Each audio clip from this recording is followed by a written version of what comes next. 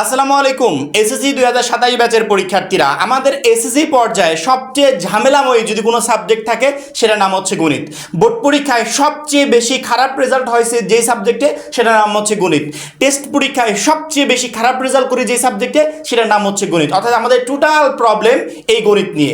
আশা করি চেষ্টা করব আজকের এই ভিডিওটা দেখা প্রত্যেকটা শিক্ষার্থীর জন্য গণিতে এমন একটা প্রিপারেশন নিয়ে পরীক্ষার হলে যেতে পারে যে প্রিপারেশনে ইনশাল্লাহ সে টেস্ট পরীক্ষা এবং বোর্ড পরীক্ষা দুইটাতেই এ প্লাসটা কনফার্ম করতে পারবে। আমি কিন্তু পাস করার কথা বলছি না, আমি বলছি তুমি এ প্লাস কনফার্ম করবে। এবং তোমাদের 27 ব্যাচের কথা চিন্তা করে আমরা গণিতে এমন কিছু উদ্যোগ নিয়েছি যে উদ্যোগের কারণে বিশেষ করে তোমাদের ব্যাচ সেই সুবিধাটা ভোগ করবে এবং তোমাদের ব্যাচ ইনশাল্লাহ বেস্ট একটা রেজাল্ট করবে। আমার কিছু টাকা খরচ হোক কোনো প্রবলেম নাই, কিন্তু আমি চাই 27 ব্যাচের প্রত্যেকটা শিক্ষার্থী যেন গণিতে ভালো রেজাল্ট করে। কারণ কি প্রতি বছর সবচেয়ে বেশি যে সাবজেক্টে প্রবলেম হয় সেটা নাম হচ্ছে গণিত। আমি ইতিমধ্যে গণিতের একজন শিক্ষককে নিয়োগ দিয়েছি। তোমরা তো বিভিন্ন জায়গায় প্রাইভেট পড়ো, নিজেদের মতো করে প্রাইভেট পড়ছো, কোচিং করছো, কিন্তু পরীক্ষার রেজাল্টের সময় দেখা যায় ওই গণিত সাবজেক্টেই খারাপ রেজাল্ট করছো। হয়তো বা প্রাইভেট বা কোচিংয়ে টিচারের কাছ থেকে ওরকম টাইম নিতে পারছো না, বা তুমি টিচারের কাছ থেকে ওইভাবে বুঝতে পারছো না, অনেক ধরনের প্রবলেম হয়। এবং আমি দেখছি শিক্ষার্থীরা এই গণিত সাবজেক্টের জন্য প্রাইভেট কোচিং করে হাজার হাজার টাকা খরচ করছে। আমরা কি করেছি, একজন টিচারকে নিয়োগ দিয়েছি, যেই টিচারের উপর নির্দেশনা দেওয়া আছে যে আপনি গণিতের প্রত্যেকটা চ্যাপ্টার পার্ট বাই পার্ট সুন্দর করে ক্লাস নিয়ে সেই ক্লাসগুলো শিক্ষার্থীদেরকে দিবেন, যাতে ক্লাসগুলোর মাধ্যমে শিক্ষার্থীরা সহজে গণিতের প্রত্যেকটা চ্যাপ্টার একদম ক্লিয়ার হতে পারে।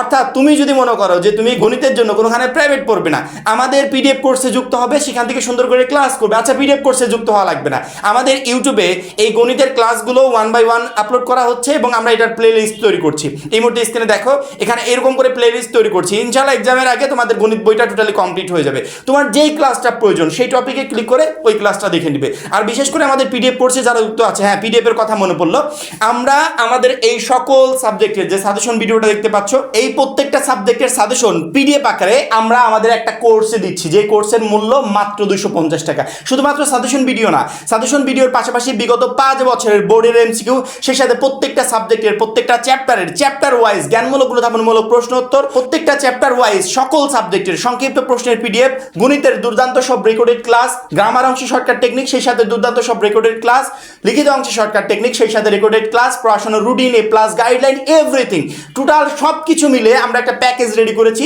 যেই প্যাকেজটা তোমাদেরকে দিচ্ছি মাত্র 250 টাকায়। এই জন্য আমাদের কোর্সে যে সমস্ত শিক্ষার্থীরা এখনো যুক্ত হওয়া নাই, স্ক্রিনে যে নাম্বারটা দেখতে পাচ্ছ এই নাম্বারে 250 টাকা কোর্স ফি পাঠিয়ে এই নাম্বারে হোয়াটসঅ্যাপে আমাকে জানাবে ভাই কোর্স ফি পাঠিয়েছি, সাথে সাথে তোমাকে গ্রুপে যুক্ত করে নিব এবং তখন থেকে তোমার এই প্লাস প্রস্তুতি শুরু হয়ে যাবে। এবং প্রত্যেকটা শিক্ষার্থীকে বলি, 250 টাকা দিয়ে আমাদের কোর্সে যুক্ত হওয়ার পর একদম এক্সাম শেষ হওয়ার আগ পর্যন্ত তোমাকে আর কখনো পেমেন্ট করতে হবে না। এই টোটাল সার্ভিসগুলো তুমি গ্রহণ করতে পারবে এবং সামনে আমরা যা যা কিছু দিব সব কিছু তুমি গ্রহণ করতে পারবে, তোমাকে আর কখনো পেমেন্ট করতে হবে না।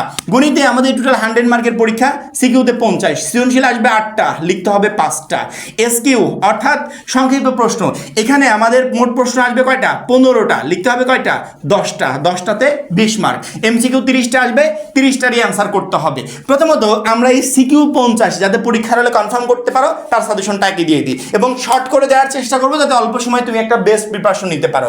আমি যদি আগে বীজগণিতের কথা বলি, যে আমাদের পরীক্ষার হলে ক বিভাগে যেটা থাকবে সেটার নাম হচ্ছে বীজগণিত। এই বীজগণিত থেকে সৃজনশীল প্রশ্ন হবে 2টা, লিখতে হবে 1টা, মানে 1টা লেখা বাধ্যতামূলক। এখন চ্যাপ্টার তো অনেকগুলো, এতগুলো চ্যাপ্টার পড়ে তারপরে 2টা প্রশ্ন আমি পরীক্ষার হলে কমন পাবো। সেক্ষেত্রে আমি যদি তোমাকে একটু শর্ট করে দিই যে তুমি এতগুলো চ্যাপ্টার না পড়ে এই চ্যাপ্টারগুলো পড়ো, তাহলে 2টা প্রশ্ন তুমি ইজিলি কমন পেয়ে যাবে, তাহলে তোমার জন্য একটু সহজ হবে। কারণ কি এতগুলো চ্যাপ্টার পড়ে পরীক্ষায় কমন পাবো 2টা, তারপরে লিখতে হবে 1টা, আর এতগুলো চ্যাপ্টার তো এখন পড়া পসিবল না, কারণ কি আমার আরও চ্যাপ্টার আছে, আমার আরও সাবজেক্ট আছে, ওইগুলোতেও তো সময় দিতে হবে। আমি যদি সারা বছর গণিত নিয়েই পড়ে থাকি তাহলে তো হবে না। গণিতের আমরা সিলেবাসটাকে একদম শর্ট করে দিচ্ছি সাজেশনের মাধ্যমে, সেই সাথে যেই চ্যাপ্টারগুলোকে আমরা ইন্ডিকেট করছি আমাদের টিচারের কাজ হবে এই চ্যাপ্টারগুলো পার্ট বাই পার্ট ক্লাস নিয়ে সুন্দর করে তোমাদেরকে বুঝিয়ে দেওয়া। সেক্ষেত্রে আমার মনে হয় না যে আমাদের অলওয়েজ আপডেট চ্যানেলে লেগে থাকা একটা শিক্ষার্থীরও গণিতে ইনশাল্লাহ এই বছরে খারাপ রেজাল্ট হবে। 27 ব্যাচের প্রত্যেকটা পরীক্ষার্থী গণিতে বেস্ট একটা রেজাল্ট করতে পারবে। প্রথমত set of function very very important, এই চ্যাপ্টারটাকে অবশ্যই ইনক্লুড করবে। তার পরবর্তীতে 3 নম্বরে বীজগাণিতিক রাশি, এই চ্যাপ্টারটাকে ইনক্লুড করবে। 4 নম্বরে সূচক লগারিদম, এটা ইনক্লুড করবে।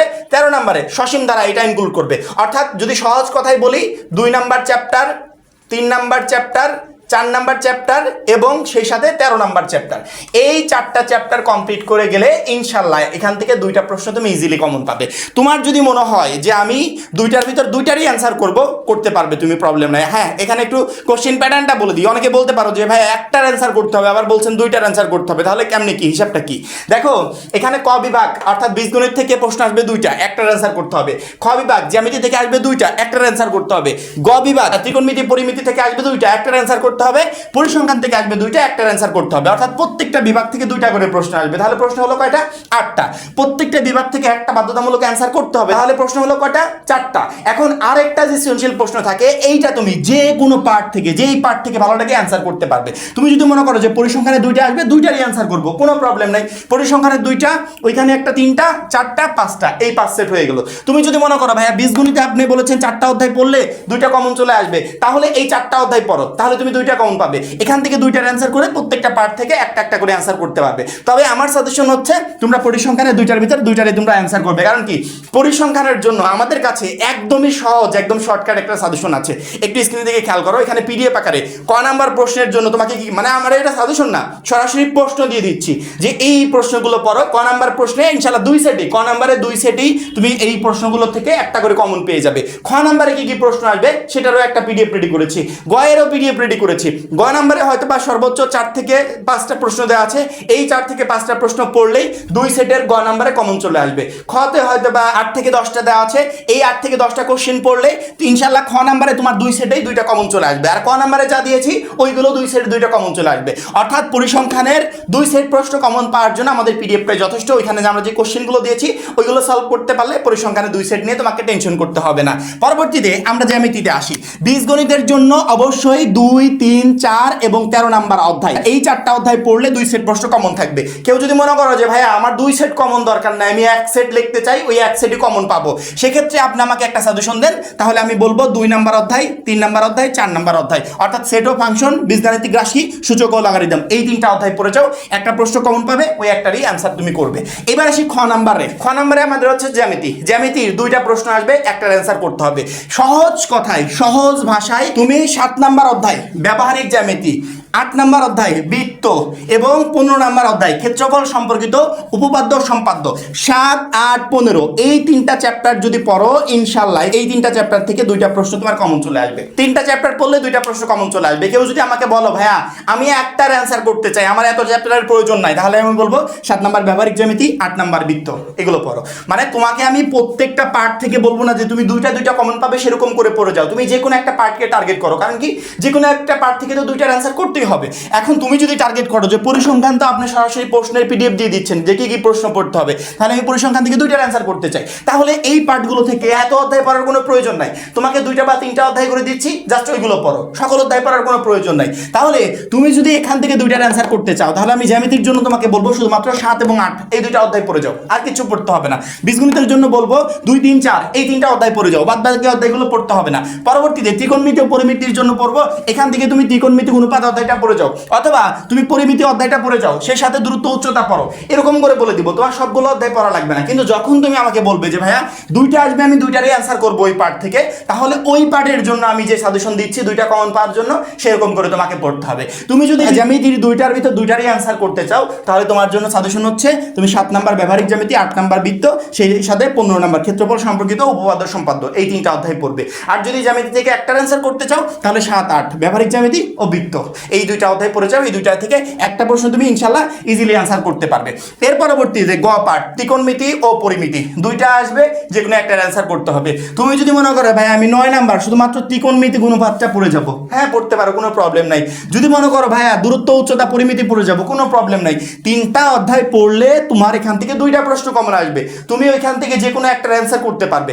যদি তোমার টার্গেট থাকে এরকম যে আমি ত্রিকোণমিতি ও পরিমিতি থেকে 2টা আসবে, 2টারই অ্যান্সার করবো, তাহলে তুমি এই 3টা চ্যাপ্টার সুন্দর করে পড়ে যাও। আর যদি মনে করো যে না আমি পরিসংখ্যান থেকে বা অন্যান্য পার্ট থেকে আমি দুইটার অ্যান্সার করতে চাই, তো আমি ত্রিকোণমিতি থেকে যে কোনো একটা অ্যান্সার করব, সেক্ষেত্রে আমি বলবো যে তুমি ত্রিকোণমিতিক যে অনুপাত অধ্যায়টা আছে এই অধ্যায়টা সুন্দর করে কমপ্লিট করে যাও, তাহলে তুমি ইজিলি এখান থেকে এক সেট প্রশ্নের অ্যান্সার করতে পারবে। যদি ত্রিকোণমিতিক অধ্যায়টা তোমার কাছে কঠিন মনে হয় যে না আমি এটা করব না, তাহলে আমার সাজেশন থাকবে দূরত্ব উচ্চতা ও পরিমিতি অধ্যায়টা পড়ে যাও, তাহলে এখান থেকে তুমি এক সেটের ইজিলি অ্যান্সার করতে পারবে।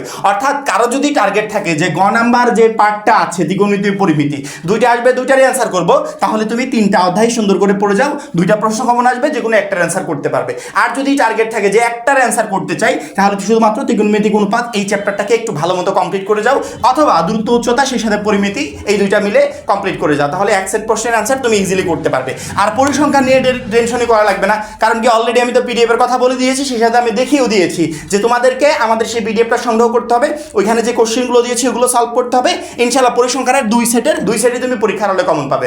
অর্থাৎ সৃজনশীলের এই 50 মার্কের জন্য আমাদের এই শর্টকাট সাজেশনটাই যথেষ্ট। শুধুমাত্র সাজেশন না, আমরা কিন্তু গণিতের সাজেশন দিয়ে থেমে যাব না।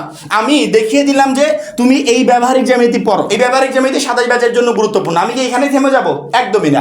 আমি আমার যে গণিতের টিচার আছে ওনাকে বলবো যে আপনি এই ব্যবহারিক জ্যামিতিটা কিভাবে শিক্ষার্থীদের কাছে একেবারে সহজভাবে উপস্থাপন করা যায়, যাতে আমার প্রত্যেকটা স্টুডেন্ট এই ব্যবহারিক জ্যামিতি চ্যাপ্টারটা একদম ইজিলি ক্যাপচার করতে পারে, তার জন্য যেভাবে ক্লাস রেডি করা দরকার সেভাবে করেন, শিক্ষার্থীদেরকে যেভাবে বোঝানোর দরকার সেভাবে বোঝান। এসএসসি 27 ব্যাচের শিক্ষার্থীরা আমাদের অলওয়েজ আপডেট চ্যানেলে গণিতের যে ক্লাসগুলো আপলোড হচ্ছে সেই ক্লাসগুলো দেখলেই বুঝতে পারবে যে তুমি ইজিলি কিভাবে প্রত্যেকটা চ্যাপ্টার কমপ্লিট করতে পারছো। অবশ্যই আমাদের এই সাজেশনটা ফলো করবে, সেই সাথে আমাদের যে দুর্দান্ত রেকর্ডেড ক্লাসগুলো আপলোড হচ্ছে সেই ক্লাসগুলো ফলো করবে। ইনশাআল্লাহ গণিতের এই 50 মার্কের ভিতর 50 মার্কই তোমার কমন থাকবে, টেনশন করতে হবে না। শুধুমাত্র এই 50 মার্ক না, এমসিকিউ যে 30 মার্ক আছে এটারও প্রিপারেশন হয়ে যাবে, আমাদের ক্লাসগুলো করলে এটারও প্রিপারেশন হয়ে যাবে। এবং এমসিকিউ নিয়ে আলাদা করে আমরা একটা ক্লাস আপলোড করব, যে ক্লাসের মাধ্যমে তুমি এমসিকিউতেও একটা বেস্ট প্রিপারেশন নিতে পারবে। এসকিউ অর্থাৎ সংক্ষিপ্ত প্রশ্ন, সংক্ষিপ্ত প্রশ্নের জন্য ইতিমধ্যে আমাদের গণিতের পিডিএফ আছে, এই মুহূর্তে স্ক্রিনে দেখতে পাচ্ছ। গণিতের এই পিডিএফটা কমপ্লিট করার পর আমার মনে হয় না যে সংক্ষিপ্ত প্রশ্ন নিয়ে তাকে কোনো টেনশন করতে হবে। ইনশাআল্লাহ সংক্ষিপ্ত প্রশ্ন আমাদের এই পিডিএফ থেকে কমন থাকবে, সেক্ষেত্রে এই 20 মার্ক নিয়ে কোনো টেনশন হচ্ছে না। কারণ কি তুমি আমাদের কোর্সে যুক্ত হওয়ার পর ওইখান থেকে আমাদের সংক্ষিপ্ত প্রশ্নের পিডিএফটা একটু কালেক্ট করো, আর ওইগুলো থেকে প্রিপারেশন নিও। সংক্ষিপ্ত প্রশ্ন ইনশাআল্লাহ তোমার পরীক্ষার হলে কমন থাকবে, টেনশন এখন এমসিকিউ নিয়ে, যে এমসিকিউর 30-এর ভিতর 30 কিভাবে কনফার্ম করতে পারি। এমসিকিউ নিয়ে এই সিকিউর ক্লাসগুলো অর্থাৎ প্রত্যেকটা চ্যাপ্টার সুন্দর করে কমপ্লিট করার পর আমি আমার টিচারকে নির্দেশনা দেবো যে আপনি এমসিকিউর জন্য বিশেষ করে শিক্ষার্থীদেরকে ক্লাস করাবেন, যাতে ওরা পরীক্ষার হলে ইজিলি এমসিকিউর অ্যান্সার করতে পারে। এমসিকিউ নিয়ে অবশ্যই মাস্ট বি আমাদের দুর্দান্ত সব ক্লাসগুলো আসবে।